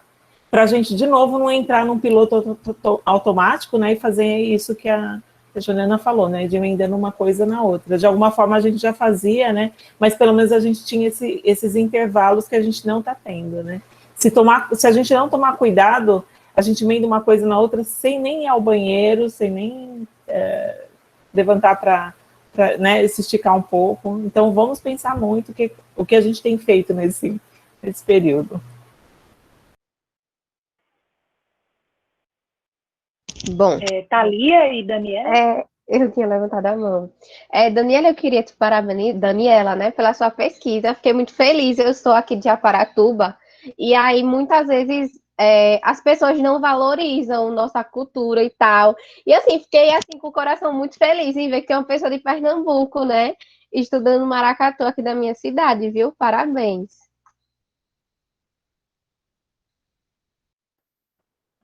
Tem um gaúcho Então, aqui, viu? obrigada. Então, na verdade, eu sou baiana. Eu moro aqui em Sergipe e estou fazendo o mestrado em Pernambuco, entendeu? É uma Entendi. mistura, assim, é uma mistura. Mas eu sou baiana, moro aqui em Sergipe e está sendo remoto o mestrado, né? Então, tá lá. Então, quando tiver que estar lá, eu vou para lá, né? São 2 anos. Mas eu também concordo com você, porque eu já moro aqui, eu tenho uns 30 anos, eu tenho 33 anos, e não parece essa carinha. Não parece. Então, né? E aí eu já estudo maracatu há muito tempo e senti essa carência daqui de Sergipe, que existe, mas as pessoas não conhecem, as próprias pessoas de Sergipe não conhecem, né? Então eu não queria, e quando eu trabalho com essa questão muito do passado, eu queria muito trabalhar essas raízes sergipanas do passado para elas não se perderem. E quando você vai procurar, não se tem estudos sobre essa musicalidade aqui de Sergipe, né? Sobre essa cultura, sobre Japaratuba, que tem uma história linda do maracatu. Então, eu quis botar ali para que outra pessoa também, já temos 2 trabalhos, né? Que é do professor e agora o meu trabalho também. Então, para isso se perpetuando e que a gente consiga mais trabalhos da cultura sergipana no departamento de música.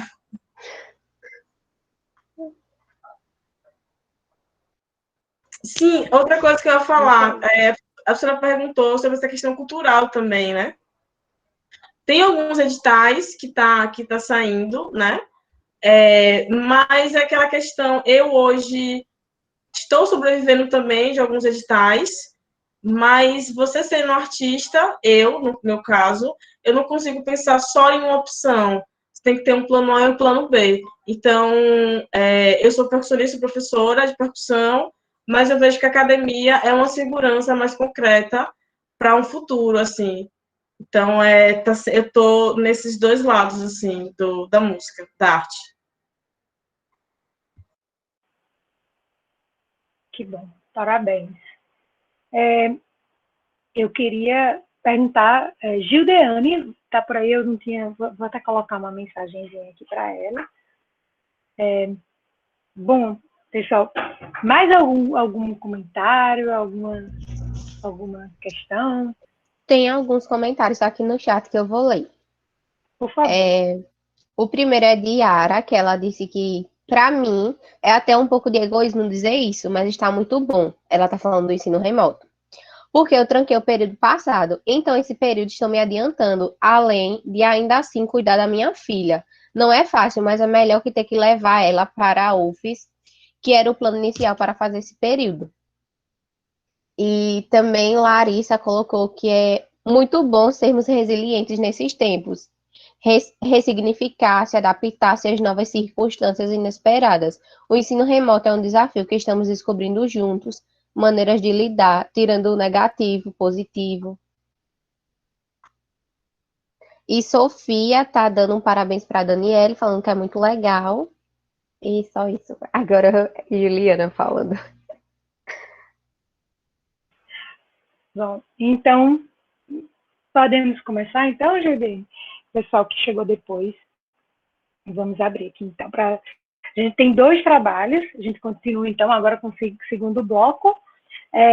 Gabriela não está por aí não, né? Não chegou, não. Então tá, então vamos apresentar só esses dois. Gideane, então, já vou apresentar os seus dois trabalhos, tá bom? Então a gente começa agora com o segundo bloco, com o seguinte trabalho. Senso de medida, uma escuta do que dizem e fazem as crianças. Com Gideane Hilglin Alves da Silva, Lana Stephanie dos Santos Ribeiro e Simone Dan Zangatti. Podem começar, né, se vocês têm a fala. Boa noite. Boa noite. Hoje só está presente eu, Gideane, eu sou do curso de Pedagogia. Os outros integrantes não puderam estar presentes, então eu vou seguir com a apresentação. O nosso tema é o senso de medida, uma escuta do que dizem e fazem as crianças, como já foi falo.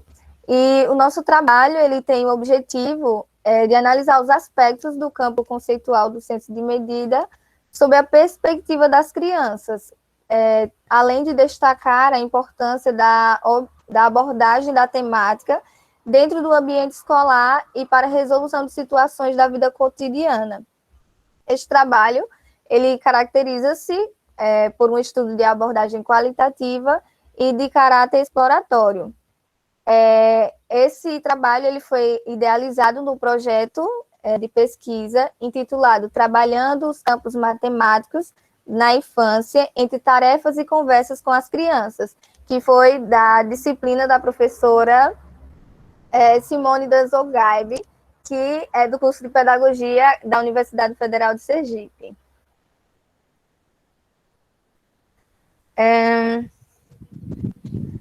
Neste trabalho, nós apresentamos as discussões e análises referentes a um dos campos matemáticos do senso de medida, a partir da aplicação de 3 atividades indicadas no livro de Lorenzato, 2011, sobre o tema. Nesta produção, nós optamos por descrever e analisar apenas uma das tarefas realizadas com 2 crianças, que foi Breno, de 3 anos de idade, e Ana, de 6 anos, ambos estudantes da escola privada, mas Breno é da educação infantil e Ana é do ensino fundamental. A atividade escolhida para analisar foi a medição 11, que tem como objetivo estimar quantidades por meio de uma comparação direta e indireta de sólidos, ou seja, ela tem como principal finalidade despertar nas crianças a comparação entre recipiente e as respectivas noções de medidas. Escolhemos essa atividade porque, com relação às demais, essa nos permitiria compreender e analisar as diferentes concepções de proporcionalidade e capacidade numa concepção infantil. Para compor essa atividade, foi necessária a apresentação de 3 recipientes de plásticos. Esses plásticos eram transparentes, tá? Sendo que cada um possuía capacidades diferentes dos demais, para que a criança pudesse visualizar bem o material que estava contendo dentro do recipiente. Além disso, foi preciso um material sólido, que nós escolhemos os grãos de feijão. No livro não vinha especificando qual seria esse material, mas nós optamos pelo grão de feijão por ser um objeto comum no dia a dia também, para ser medida as respectivas embalagens com os grãos de feijão. Desse modo, por meio da percepção visual, da estimativa e da comparação, as crianças teriam a oportunidade de fazer essas medições. Neste contexto, nós trouxemos, esse trabalho foi um resumo expandido que nós fizemos, e apresentamos também no Conedu, no evento Conedu, e nós conceituamos neste resumo expandido o que viria a ser medir, e nós conceituamos como um ato de comparar 2 ou mais grandezas, tomando a unidade de medida como referência, seja ela convencional ou não. O senso de medida ele é constituído pelas experiências que envolvem situações e expressões como perto, que indica a distância, está muito quente, que indica a temperatura, está pesado demais, que seria a massa, e entre outros. Em todas essas situações, está presente a ideia de comparação. Contudo, ainda não aparece a unidade de medida. Inicialmente, as medidas podem ser feitas por meio de unidades de medidas não convencionais com as crianças, como, por exemplo, cordas, fitas, podem ser vasilhas também, usando inicialmente a questão da comparação. Nessa experiência com Breno e Ana, nós notamos que o objetivo proposto por Lorenzato, 2011, para a tarefa foi alcançado, porque as duas crianças utilizaram da percepção visual e também da estimativa e da comparação direta para medir a quantidade de grão de feijão nos recipientes. Breno e Ana reconheceram sem dificuldade o recipiente de maior capacidade. Ana, até mesmo por ter 6 anos, parece ter uma compreensão de reversibilidade, em que o recipiente pode ser, ao mesmo tempo, menor e também ser maior comparado a outro objeto. Com Breno, essa capacidade ainda não estava bem desenvolvida, estava ainda em processo, o que é comum também entre as crianças pequenas, né? Desse modo, é necessário fazer as comparações e as medidas inicialmente com 2 elementos. Nós utilizamos 3 vasilhas, mas inicialmente, ao apresentar para as crianças, nós fizemos primeiro a comparação entre as 2 vasilhas e depois nós utilizamos a comparação entre as 3 vasilhas. Foi interessante verificar que tanto Breno quanto Ana realizam estimativas em relação aos recipientes e a necessidade de mais ou menos grãos para preenchê-los. Em todo momento, nós utilizamos um diálogo entre as crianças e nós fizemos perguntas a elas como qual a vasilha que cabe mais, qual recipiente que cabe mais grãos de feijão. Então, a criança, ela, de forma livre, respondia. Se teve, inicialmente, Breno, ele não soube responder, mas com algumas intervenções, não dando a resposta, ele conseguiu chegar à resposta, e logo depois, ele se sentiu mais à vontade e foi respondendo as perguntas que eram feitas com mais tranquilidade. Com esse trabalho, nós destacamos que as crianças deste estudo evidenciaram aspectos do senso de medida, como a identificação por meio da comparação dos recipientes maiores e menores, e que possuem capacidade para mais e menos grãos de feijão. Também utilizaram de sua percepção visual e da estimativa para expressarem o que pensavam sobre a medida. Essa análise levou-nos a refletir sobre a necessidade de uma escuta atenta das crianças sobre o que pensam matematicamente, ainda que de modo intuitivo. Desse modo, ressaltamos que é fundamental que educadores da infância escutem o que dizem e pensam as crianças, neste caso, sobre o senso de medida, e, a partir dessa escuta, construir suas práticas para as aprendizagens e desenvolvimento das crianças. Esse tema a gente também escolhemos para continuar nesse projeto, porque é um tema que, por alguns referenciais teóricos, nós vimos que é um tema que ele é pouco temido pelos professores em ser abordado na sala de aula da educação infantil e dos anos iniciais, porque alguns professores acham que é um pouco complicado de passar para as crianças essa questão da medida, primeiro com os materiais não convencionais, com as unidades de medidas não convencionais, e depois passar para as unidades convencionais. E esse trabalho só ressaltou essa importância do quanto aprender esse senso de medida é importante para a criança, tanto no seu dia a dia, quanto também para a sua formação como cidadão, e para o seu desenvolvimento para o mercado de trabalho e para o desenvolvimento em outras disciplinas mais à frente. Bom, é isso desse trabalho. Muito obrigada, Gilda. Você já quer seguir para o seu próximo trabalho, já que você também, né? Eu coloquei aqui, acesso à educação, direito de todo cidadão, não é isso? Isso. E aí a gente Mas deixa só essa tem a pergunta minha pra depois. apresentação, ou tem outra? Não, a gente seria uma terceira, mas eu não identifiquei essa pessoa aqui na sala. Seria de Gabriela. Deixa eu abrir aqui novamente para eu conferir. Seria Autobiografias Poéticas. Quem? Eu, um poeta como outro qualquer, de José Paulo Paes, de Gabriela Andrade Conceição. Mas não, acho que ela não Se chegou. não tiver, eu sigo, então. Eu sigo, Tá bom. posso seguir. Bom, o próximo trabalho também nós publicamos no Conedu. E esse trabalho, ele fala sobre o acesso à educação, direito de todo cidadão. Esse trabalho, ele teve os objetivos de apresentar o direito educacional assegurado nas leis brasileiras, com foco no direito de acesso e permanência na instituição escolar.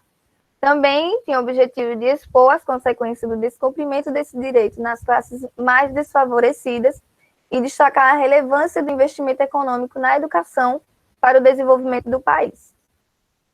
Esse artigo nós utilizamos como principais referenciais teóricos a Lei de Diretrizes e Bases da Educação Nacional, a Constituição Federal de 1988 e o documentário Pro Dia Nascer Feliz.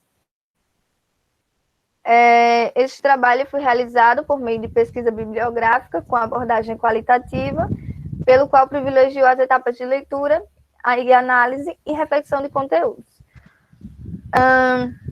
Este trabalho ele foi dividido em 4 tópicos. O primeiro tópico, nós explanamos sobre a questão do direito educacional. Primeiro, nós trouxemos o que viria a ser educação, o que é educação. De acordo com Emily Durkheim, a educação é a ação exercida pelas gerações adultas sobre as gerações que não se encontram ainda preparadas para a vida social. Ou seja, os adultos, eles passam suas experiências para os seus filhos, para os netos, e para que os mesmos tenham conhecimentos para enfrentar os obstáculos da vida, as dificuldades da vida. E, segundo a Constituição Federal de 1988, no artigo 6, a educação é um direito social.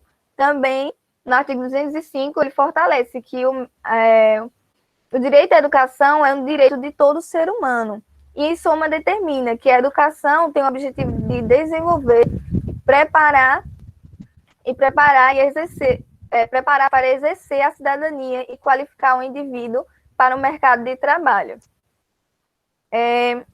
Eu percebo que na Constituição Federal, não é uma crítica, mas é o que eu percebo, que é uma visão meio mais voltada para o mercado de trabalho, porque a educação, né, ela tem um papel bem amplo, tem um objetivo bem amplo. Segundamente, nesse tópico, ainda nesse tópico, nós explanamos o que viria a ser o direito educacional constitucional. Que esse direito ele está atento à expansão da educação e deve enquadrar seus princípios no exercício da cidadania, no exercício da atividade educacional. E ele pode ocorrer nas dependências dos conselhos educacionais, na atividade letiva ou na relação instituição, ensino, alunos e profissionais da educação. No segundo tópico, nós abordamos sobre a questão de que o direito à educação é negado. E, legalmente, a educação ela pode até ser vista como as mil maravilhas, né? Mas, na prática, a educação escolar oferecida aos cidadãos ela é bem diferente, né? Cheia de problemáticas que nós enfrentamos e com baixo índice de qualidade. Até mesmo aqueles alunos que conseguem ter a matrícula efetuada na instituição escolar, porém, ele não consegue se manter nela. Porém, esses alunos eles não conseguem se manter na escola, principalmente os que residem em localidades rurais, né? O documentário Pro Dia Nascer Feliz é um desses meios que denunciam a triste situação da educação brasileira e expõe o sistema educacional brasileiro descrevendo as realidades escolares em diferentes contextos, né? Em diferentes contextos econômicos e culturais, e deixa clara essa desigualdade existente também na educação. Então, esse documentário, ele traz duas realidades totalmente diferentes da escola de elite e também da escola das periferias, dos bairros mais pobres, das cidades mais pobres do Brasil.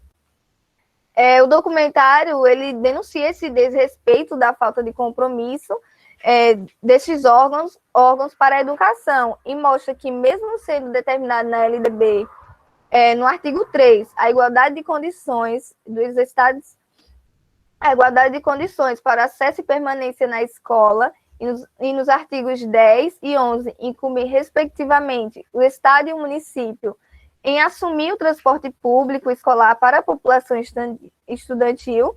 Por muitas vezes esse direito ele não é cumprido e os alunos acabam por não comparecer às escolas com frequência. E seu desenvolvimento, seu desempenho na aprendizagem é prejudicado e provoca até mesmo as desistências, a evasão escolar, assim como, né, a sua formação continuada, a sua formação intelectual é comprometida também.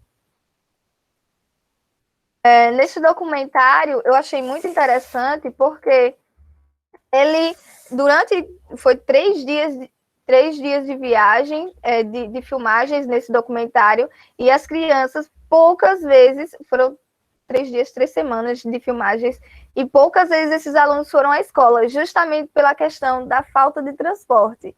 E o transporte que era disponibilizado se encontrou, na maioria das vezes, quebrado. Então, isso mostra o quanto esse desrespeito pode até oferecer o ensino na localidade, mas por muitas vezes não é de qualidade. Ou pode ser, porque tem algumas localidades, algumas cidades pequenas, que o ensino não a escola não tem naquela localidade, e os alunos, eles saem dessa localidade para ir para uma cidade vizinha, por exemplo, para ter acesso ao ensino. E os transportes que são disponibilizados não têm qualidade nenhuma, são ônibus que, por muitas vezes, se encontram quebrados, ou são aqueles bem destruídos mesmo. E com a chegada da pandemia, né, nós não podíamos deixar de citar essa questão do acesso à educação em relação à pandemia. Então, nosso tópico 3, ele vem falando sobre essa questão, porque com a chegada da pandemia, o ensino foi forçado a mudar. E ele mostrou que, mesmo com os avanços da sociedade, os avanços tecnológicos, a escola pública brasileira, ela enfrenta grandes dificuldades nesse período de isolamento. E ficou ainda mais claro, né, a necessidade de investimento na educação em relação à questão de infraestrutura e etc.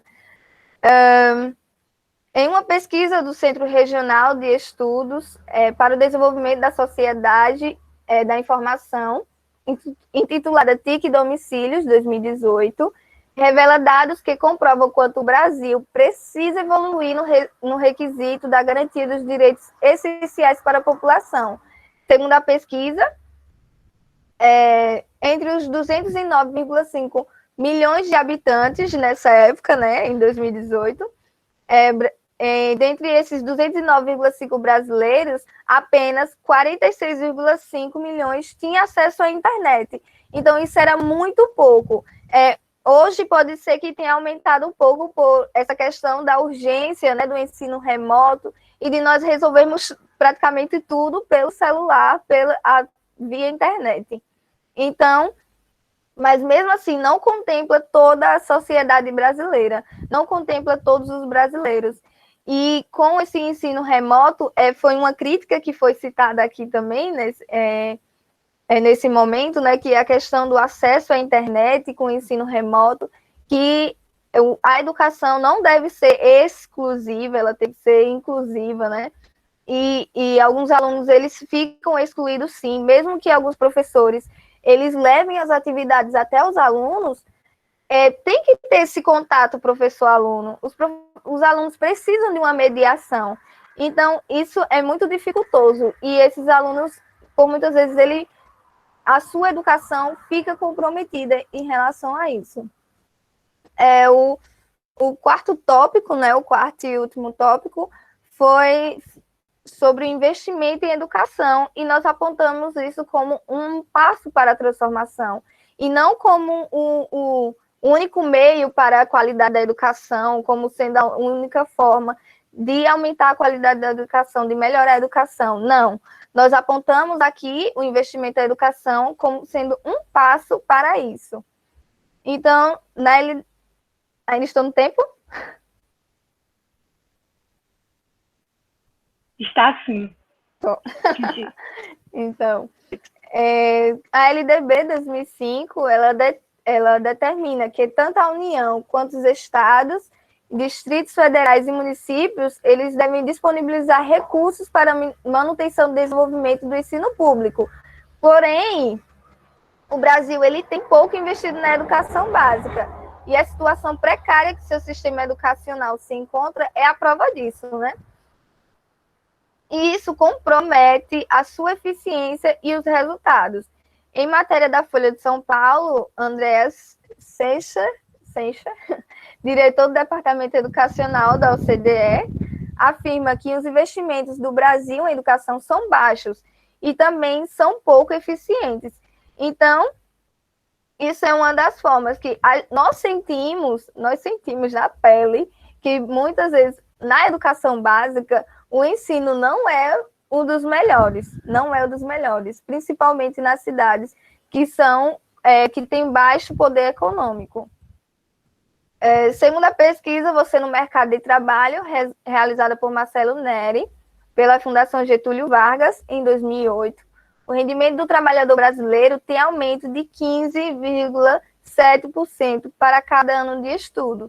Sendo assim, quanto mais escolarizado é o cidadão, mais qualificado para o mercado de trabalho ele for, mais alto é o valor perceptível do aumento do seu salário. Então, a gente percebe que a educação tem a sua importância, tanto para a formação intelectual, moral do indivíduo, como também para o seu desenvolvimento econômico, para a sua renda familiar. Então, a gente vê essa influência da educação, tanto para a vida do indivíduo em si, como pessoa, como indivíduo, como também para o seu poder econômico. E quando ele tem o seu poder econômico também, o seu poder de compra, então isso influencia no crescimento também do país. Com este trabalho, nós concluímos que é imprescindível, sim, o investimento econômico nas políticas educacionais elaboradas com base nas necessidades do sistema educacional e também nas necessidades de cada região. Essencialmente também nas comunidades das classes mais baixas e no meio rural, para que essa educação seja exercida com qualidade e que o direito de acesso e permanência na instituição escolar seja garantido, proporcionando aos cidadãos uma vida mais digna e qualitativa. Além disso, não podemos destacar, né, a questão da fiscalização, porque nós temos leis, porém, elas não são cumpridas. E, muitas vezes, também não é denunciado a questão desse desrespeito ao acesso, ao desrespeito à qualidade da educação. Então, nós podemos citar também que a fiscalização ela é de grande valia para essa questão de garantir a qualidade da educação. No que diz respeito à pandemia, né, ela apenas mostrou a questão, reforçou essa questão das desigualdades sociais e do quanto o Brasil ele ainda é falho na questão de oferecer uma educação de qualidade, tanto presencial como também remota. Então, essa é uma questão que a gente tem lutado muito pelo acesso à educação, a gente tem lutado muito pelas classes mais desfavorecidas em questão a isso.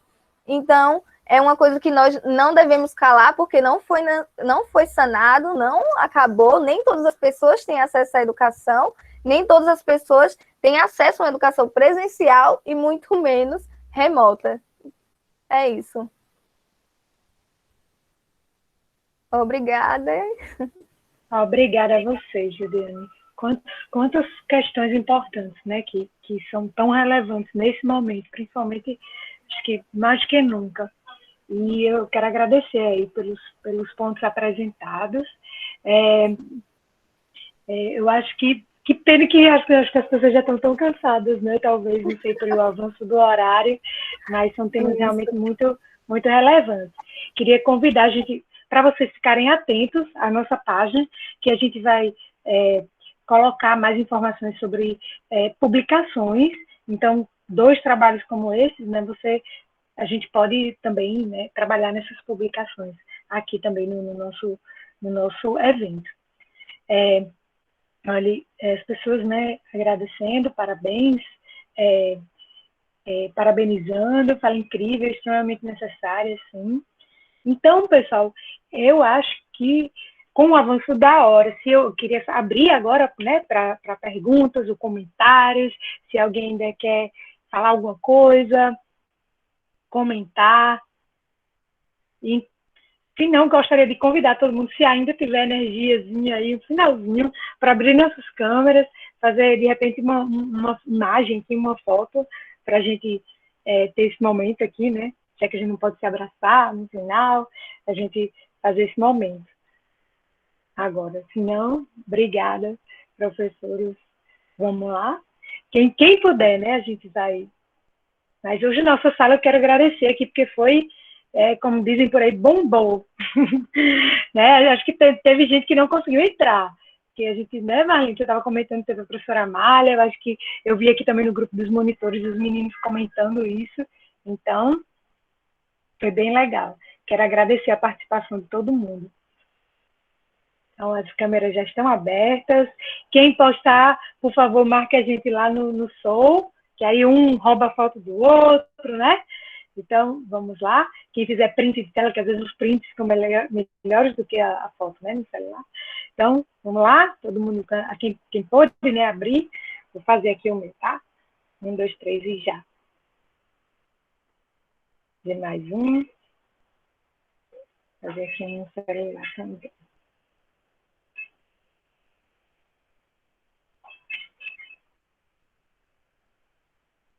Prontinho. Marca a gente lá. Bom, então agora eu vou finalizar aqui a nossa passarela de convivência. Foi muito bom ter convivido com vocês agora esse momento de hoje.